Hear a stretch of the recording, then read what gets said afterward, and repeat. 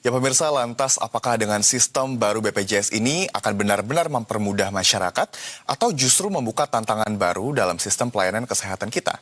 Untuk membahasnya lebih lanjut, kami sudah terhubung secara virtual dengan Koordinator Advokasi BPJS Watch, Bapak Timbul Siregar. Selamat siang Pak Timbul, bagaimana kabarnya hari ini?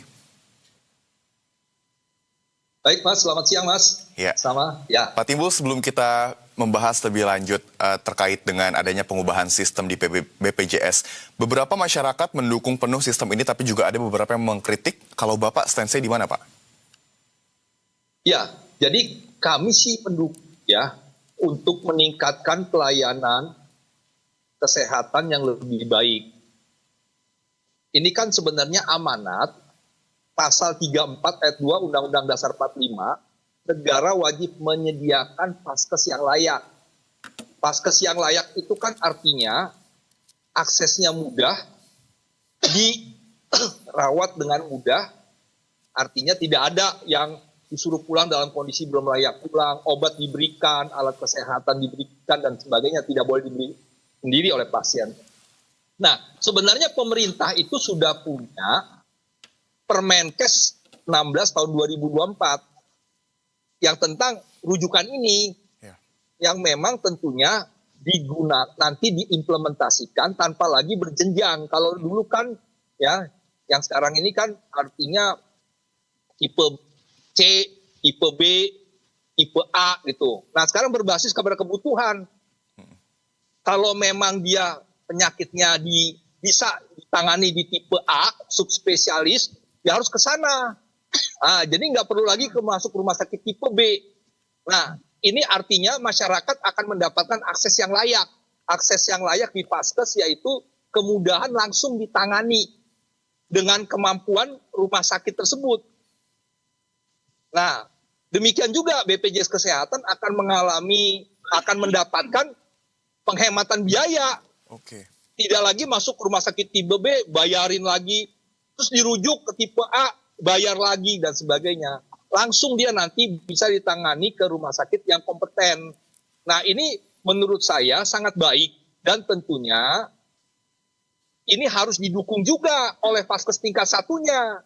Ya, Paskes tingkat satu kan yang nanti kalau misalnya 144 diagnosa penyakit tidak bisa ditangani di Paskes tingkat satu seperti puskesmas, klinik, ataupun dokter perorangan, maka dia akan merujuk. Nah, misalnya puskesmas harus merujuk ke rumah sakit, maka dia harus melihat rumah sakit yang kompeten itu, termasuk rumah sakit itu penuh atau tidak.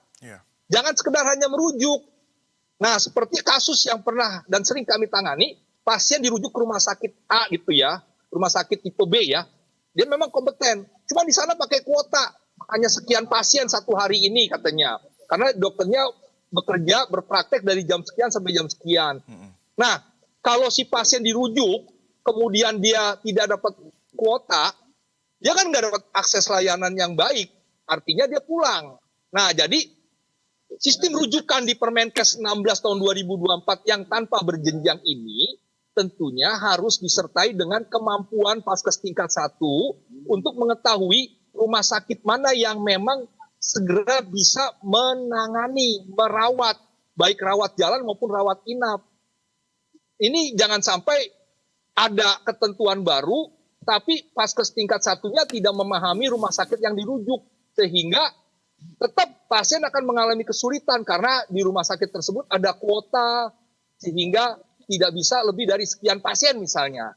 Nah kalau memang di sana penuh, dia harus dicari rujukan lain yang memang kompeten, ya, yang tentunya bisa langsung menerima. Nah ini yang kita harus dorong supaya benar-benar layak sebagai amanat pasal 34 ayat 2 itu betul-betul terimplementasi, dan sistem rujukan tanpa jenjang ini yang memang juga kita harapkan bisa segera terimplementasi tanpa lagi ada kendala.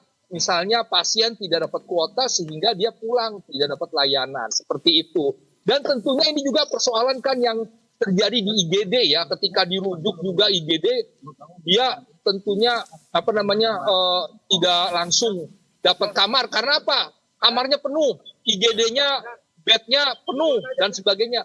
Akhirnya si pasien tidak mendapatkan layanan. Nah, ini juga kan bagaimana rumah sakit itu yang dituju harus diketahui oleh Vaskes tingkat 1 sehingga tidak sekedar merujuk. Walaupun itu rumah sakit yang dirujuk adalah rumah sakit yang kompeten.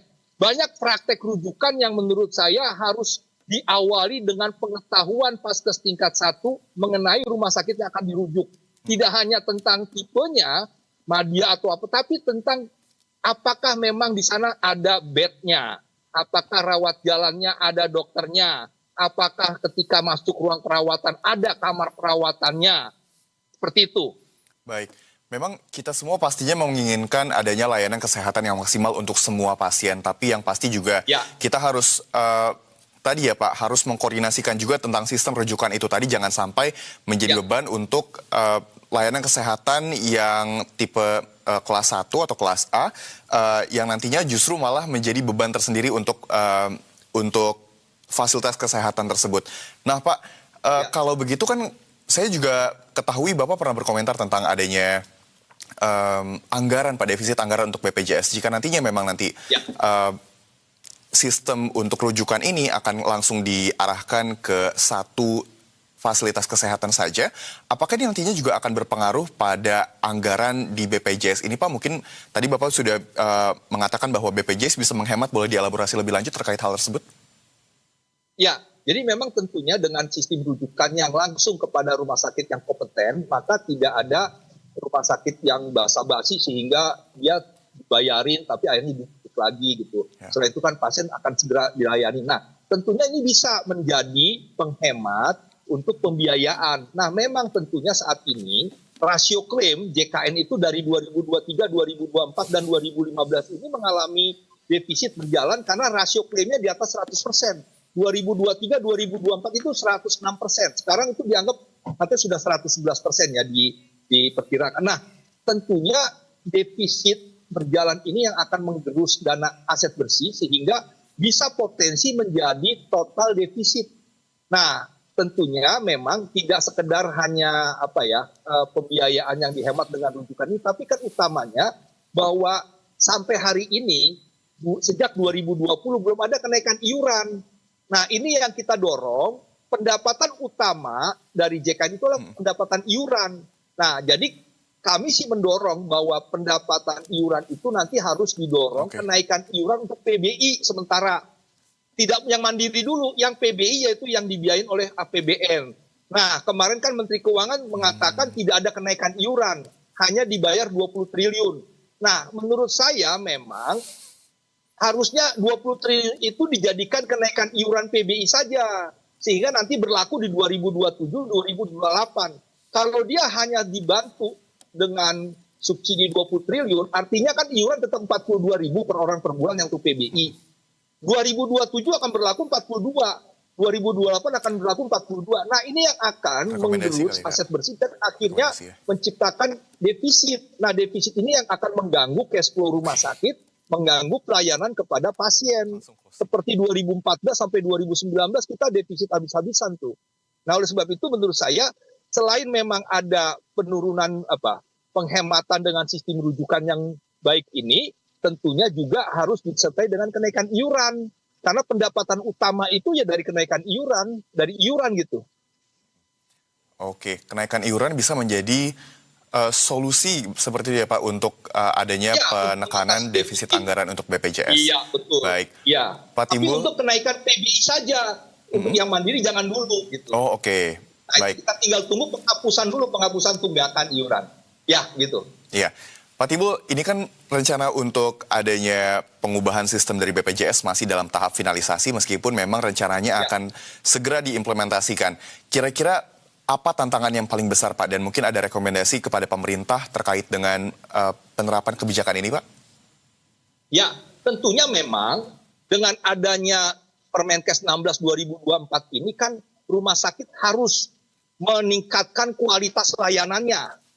Nah, jadi jangan sampai nanti kalau rumah sakit tipe C tidak bisa meningkatkan kualitas layanannya, dia tidak akan dirujuk. Maka kalau nggak dirujuk, ya nggak akan dapat pendapatan dari JKN, akan menjadi persoalan. Nah, saya berharap semua rumah sakit di tipe C, tipe D, tipe B itu meningkatkan kualitasnya sehingga bisa dinyatakan mampu oleh Vaskes tingkat 1 untuk dijadikan rumah sakit rujukan gitu ya. Nah, tentunya saya berharap juga pemerintah memberikan dukungan, misalnya memberikan kredit murah untuk bagaimana rumah sakit tersebut bisa meningkatkan kualitas dengan menambah alat kesehatan yang dapat modal, misalnya kredit murah dari pemerintah, supaya bahwa akses yang lebih mudah, lebih berkualitas, yang layak ya menurut Undang-Undang Dasar 45, paskes yang layak betul-betul terimplementasi, dan itu merupakan tanggung jawab pemerintah yang dibantu oleh swasta. Jadi untuk rumah sakit swasta menurut saya ya pemerintah harus punya kebijakan bagaimana mendukung supaya rumah sakit ini bisa meningkatkan kualitasnya. Baik nanti alat kesehatan, spesialisnya, subspesialis dokternya, perawatnya dan sebagainya. Nah, kalau saya sih mendorong pemerintah untuk membantu dari sisi permodalan ya, kreditnya murah gitu, supaya mereka bisa mendapatkan akses untuk meningkatkan kualitas rumah sakitnya seperti itu. Kalau dia nanti nggak meningkatkan, ya akan terkalahkan oleh rumah sakit yang siap untuk menerima dengan kualitas yang baik gitu. Baik. Oke, tadi ada poin yang menarik sekali dari Pak Timbul tentang permodalan, bagaimana pemerintah dapat memberikan kredit murah ya Pak untuk fasilitas kesehatan kelas C dan juga kelas D untuk dapat elevate atau meningkatkan alat kesehatannya supaya bisa juga menyeimbangkan dengan fasilitas kesehatan yang kelas-kelas lainnya. Baik, terima kasih Koordinator Advokasi BPJS Watch Bapak Timbul Siregar untuk dialog kita pada siang hari ini Pak. Selamat melanjutkan aktivitas kembali. Ya, terima kasih Mas. Ya pemirsa, dialog tadi sekaligus menutup program Investor Market Today hari ini. Saya Rama Soekarta atas nama seluruh kru yang bertugas mengucapkan terima kasih atas kebersamaan Anda. Investor Daily, inspirasi investasi bersatu menginspirasi.